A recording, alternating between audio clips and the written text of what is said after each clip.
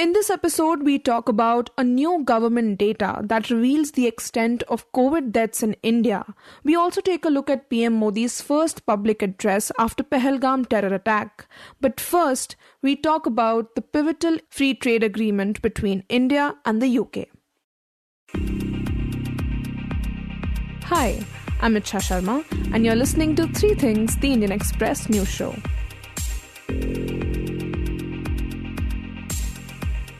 Earlier this month, India and the United Kingdom signed a historic free trade agreement on bringing to an end to around 3 years of negotiations. The timing of the deal is particularly significant as it comes at a time when global trade is reeling under the tariffs unleashed by US President Donald Trump. विश्व की दो बड़ी और open market economy के बीच आपसी व्यापार और आर्थिक सहयोग का यह समझौता दोनों देशों के विकास में नया अध्याय जोड़ेगा। इससे भारत में इकोनॉमिक एक्टिविटी को बूस्ट मिलेगा और इंडियन बिजनेसेस और एमएसएमईज के लिए नई अपॉर्चुनिटीज के रास्ते खुलेंगे। आपको पता है, to explain its importance and what it means for the two sides, my colleague Shashank Bhargava speaks to the Indian Express's Ravi Misra. Ravi, the news about this trade deal really got buried because of the India-Pakistan tensions. But tell us, what is this agreement about? Okay, so, the most interesting thing about this deal is that it is the first full-fledged deal with a developed nation. We have had trade deals with Australia, with UAE, under this government. But in some sense, this is a full-fledged deal with a country that is huge in services, which is huge in goods, and it opens up a big market for us.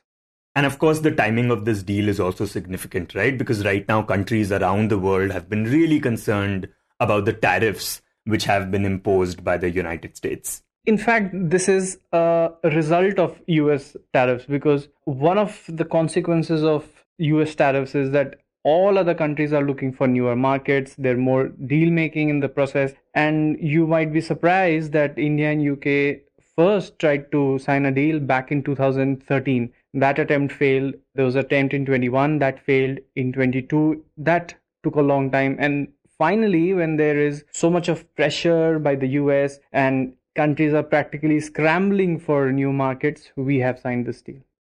Right, and it is being said that this deal would create jobs, it would bring in investments, and that it would enhance bilateral trade.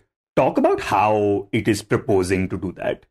Okay, so what we know so far, and I say this because the text of the deal is not yet out and it is a bit surprising, but anyway, what we know so far is 99% of the Indian goods will see zero tariffs in a decade. So it will not happen immediately, but slowly and steadily. Tariffs on our textile products, our leather goods and machinery goods, automobile parts and several other categories will have zero tariffs. And that's where, a lot of labor intensive jobs are created. Like in textile, textile creates around 4 crore jobs in our country. So that is certainly going to see a higher employment.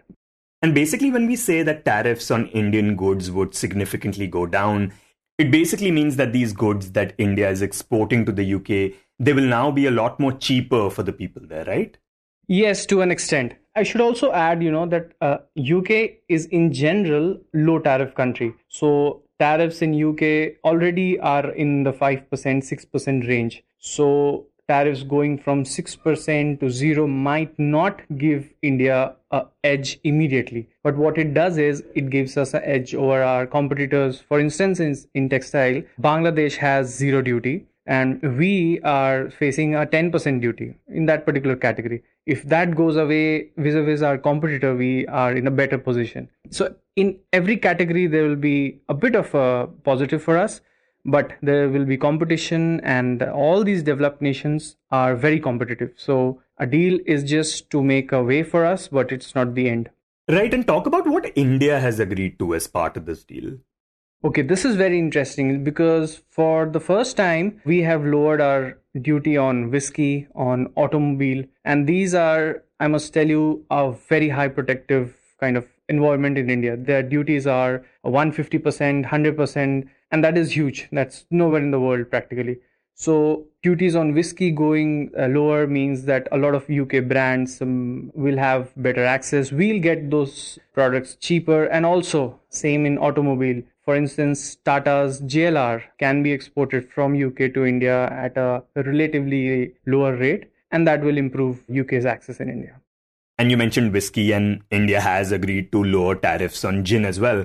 Is the domestic alcohol industry worried about this move, especially considering that, we now have so many Indian brands becoming popular here? So whiskey has been a bit of a flashpoint between the Indian industry and the UK industry, for the simple reason because our manufacturers say that UK has something called 2-year maturation rule. So what happens is that if our whiskey has not matured for 2 years, it will not be called whiskey in the UK. It will be called spirit. And that doesn't go well with the consumers in UK. If you call whiskey a spirit, they won't buy it. So that for our industry is a non-tariff barrier, which according to them has not been addressed. And there is practically no limit on, imports, as in there's no minimum import price that has been fixed. And that is a bit of a concern for our industry. And Ravi, we understand that according to this deal, skilled Indian workers employed in the UK and their employers will be exempted from paying social security contributions for 3 years. Can you tell us to what extent this will help Indians? Okay, so this was one of a very long-standing demand. NASSCOM had said that Indian IT workers, they tend to be taxed twice, once in India and again in the UK. Now the deal says that there will be a 3-year exemption. So any short-term visit, for a year or two by an Indian IT service employee in UK will have a lower tax contribution to the UK. So that will give a boost to our skilled workers moving to UK, and it'll improve a broader integration between, India and UK. And now the negotiations for this deal were going on for more than 3 years, right? What took so long?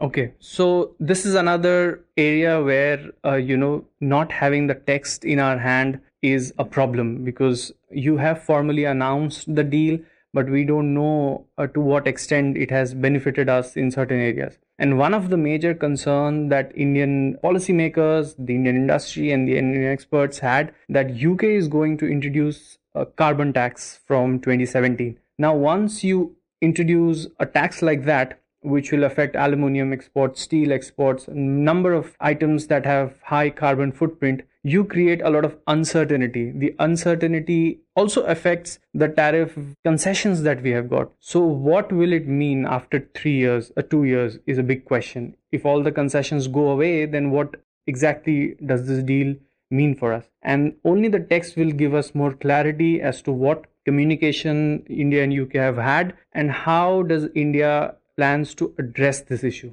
That part is not clear yet. And Ravi, one imagines that the answer to this question can't be very straightforward, but who do we assess is benefiting more from this deal? Because for UK, for example, this is their third biggest deal with the country, the other two being with Japan and Australia.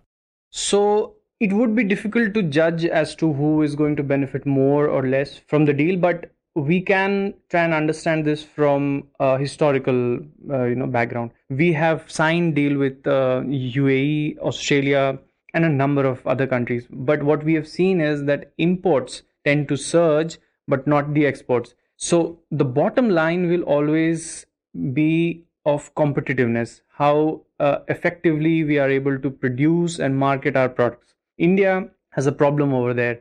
China has not signed so many deals with maybe Europe and UK.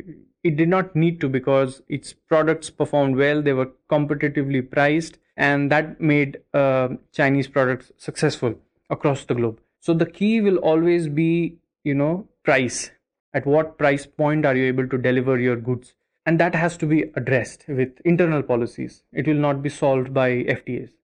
And earlier you spoke about the alcohol industry. Have any other sectors raised any concerns about this deal, like the automobile industry, for example, because India has agreed to lower tariffs on some high-value cars as well? So at the moment, they have not come out formally, with a statement or so. But what we know is that the opening up of our automobile industry has been done in a staggered manner. So it is not as if that the duties will go to 10% from 100% or 120% immediately. It will happen in a span of 10 years, which will perhaps be a good time for our industry to adjust, and which is necessary. I mean, competition is necessary. For a long time, our automobile industry was having this huge protective wall. And what tends to happen is, if you remember these ambassador cars, iconic ambassador cars, we would be kind of stuck over there if we don't welcome more competition. So how things will turn out, we'll see it eventually. And I mean, the text of this deal isn't even out yet. So when do we think this deal will actually come into effect? So our sources tell us that the text of the deal will come out in 3 months, because there's a lot of legal review, legal scrubbing going on. And then it is supposed to go past the UK Parliament, and that might take another year. So it will come into effect maybe in an year or more.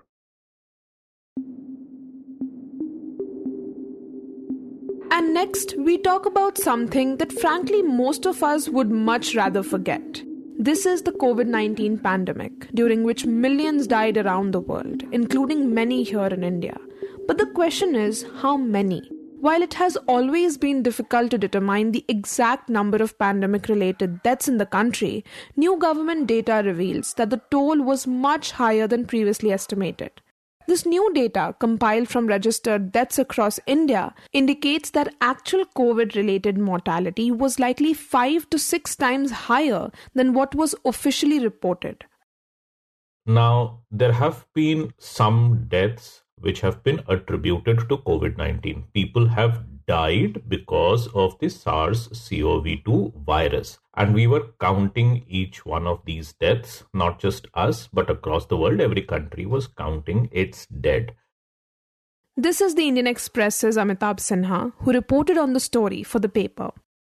There are reasons why we need to count, mainly because, you need to study the impact of the pandemic and also plan accordingly for future. Now, right from the very start, there have been doubts over the official numbers. To let our listeners know, as of today, the total number of COVID-19 deaths, that's the official number, is 5.33 lakh. 5.33 lakh people in India have been known to have died because of COVID-19.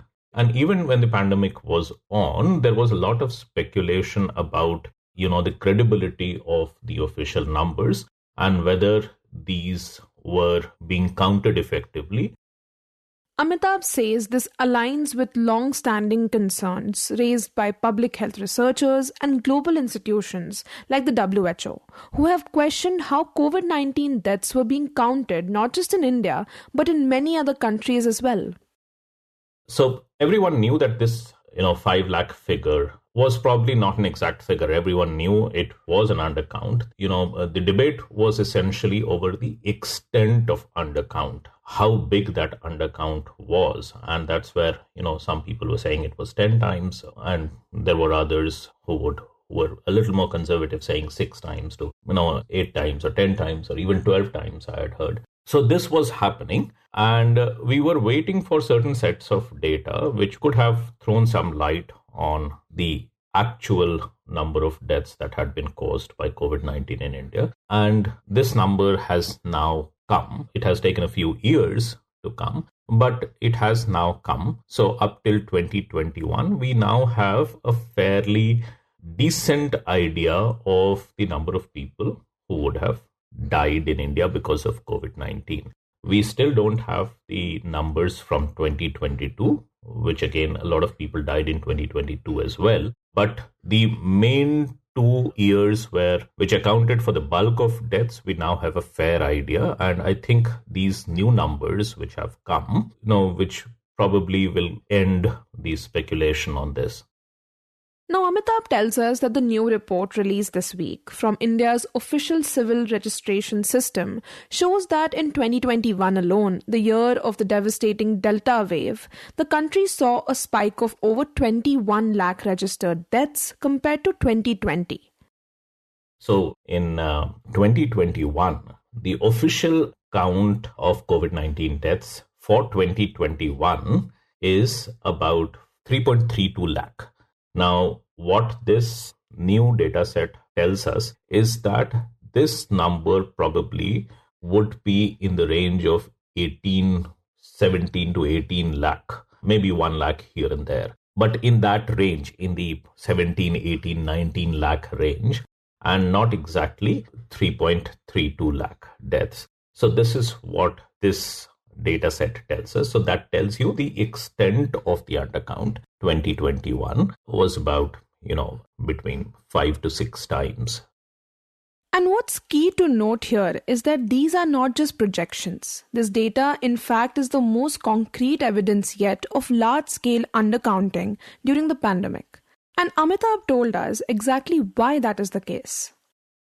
Now in India, it is mandated by law for everyone to get births and deaths registered. So a child is born, the birth has to be registered. Somebody dies, the death has to be registered. And that's when you get the birth certificate. Now, we all have our birth certificates, and that's how you get a death certificate. Now, all these registrations that happen, they go into the civil registration system. So it's an actual count of births and deaths that happen in India every year. Now, even though there is a law that every birth and death has to be registered, now obviously not every birth or death gets registered. In fact, till a few years ago, in lots of states, only about, say, 50% or even less in some states, births and deaths were getting registered, right? So not every birth and death was getting registered. So he says that to calculate the actual number of births and deaths, the government conducts the sample registration survey, in which enumerators visit select sample districts to find out the total number of births and deaths there. And then using that, extrapolate it to the rest of the country to arrive at an estimate of the total number of births and deaths in the country, right? So that is what the sample survey tells us. Now, CRS gives you an exact count of births and deaths that have been registered. Sample survey, SRS, gives you an estimate. It's not an actual count. It's an estimate of the total number of births and deaths. Now, over the years, the number of registrations has steadily increased. In fact, Amitabh says that there was actually a sudden jump in registration starting in 2016. So much so that by 2019, 92% of all the deaths were getting registered. Now, why am I making this point? Because this is important, which means that we are actually now very close to registering all the deaths that is happening in India.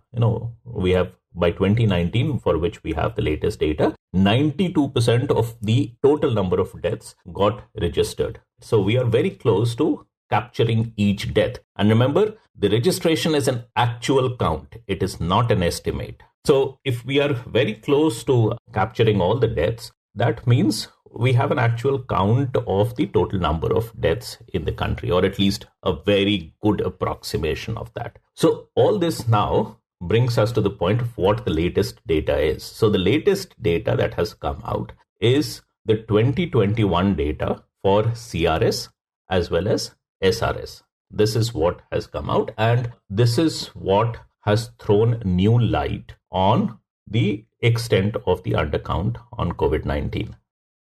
So this new data set presents very credible evidence for a more realistic assessment of deaths caused by the pandemic. So all these additional excess deaths, about 20 lakh of them, would have to be attributed to COVID-19. The actual number might be slightly less. As I said, this is a simplistic sort of calculation, but all of them can be attributed to COVID-19. And that's where the undercount is. So that's about, a little more than 5 times the official number. Now, besides the actual registrations and sample surveys, he says another official data set that provides further evidence is the medical certification of cause of death. According to this data, of the nearly 24 lakh medically certified deaths in 2021, over 4.1 lakh were directly attributed to COVID-19. That means more than 20% of all medically certified deaths that year were COVID-related, a significantly higher proportion than reflected in the official total death toll. And importantly, if all 1.2 crore deaths had been medically certified, this figure would have been even more significant. So as we spoke earlier in the first part of our conversation, this number is critical for a lot of reasons. One, we need to know what the impact of the pandemic was. For public health policy and planning purposes, we need to know what exactly was the impact so that we could have a good assessment of, the kind of impact that COVID-19 had over us and how to plan for a similar kind of pandemics in future. So you need to know this number. And even if it's not an exact number, we are not interested in the exact number. What we are interested is in the scale of the number, right? So that's the main reason. The other, of course, is, for your demographic data, this is important. Your demographic data is actually the backbone of every other data. How many number of people in India living, how many people are being born, how many people are dying. This is the baseline data for everything, right? So when you calculate the economic indicators, for example, everything comes down to per capita. Per capita GDP, your per capita income, all sorts of things. And these are the data on which all sorts of planning and investment and economic decisions are taken. The baseline data comes from the demographic data, and it is important for you to have a credible data set for the number of people in India. And this is very, very essential and very critical data, not just for demography, but also for all the other indicators that you have about India.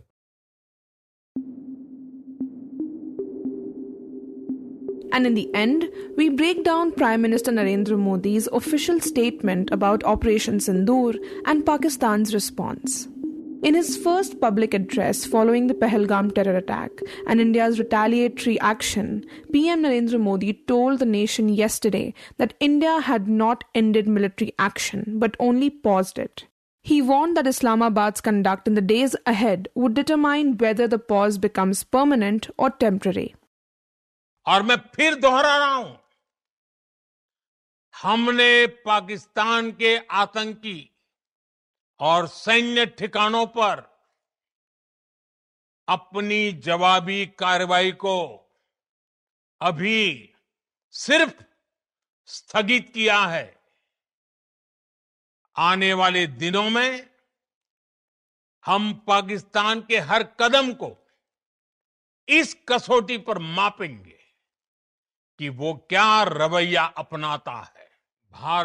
This address came just days after India confirmed precision strikes on 9 terror targets in Pakistan and Pakistan-occupied Kashmir, including high-profile hubs in Bahawalpur and Muridke associated with Jaish-e-Mohammed and Lashkar-e-Taiba.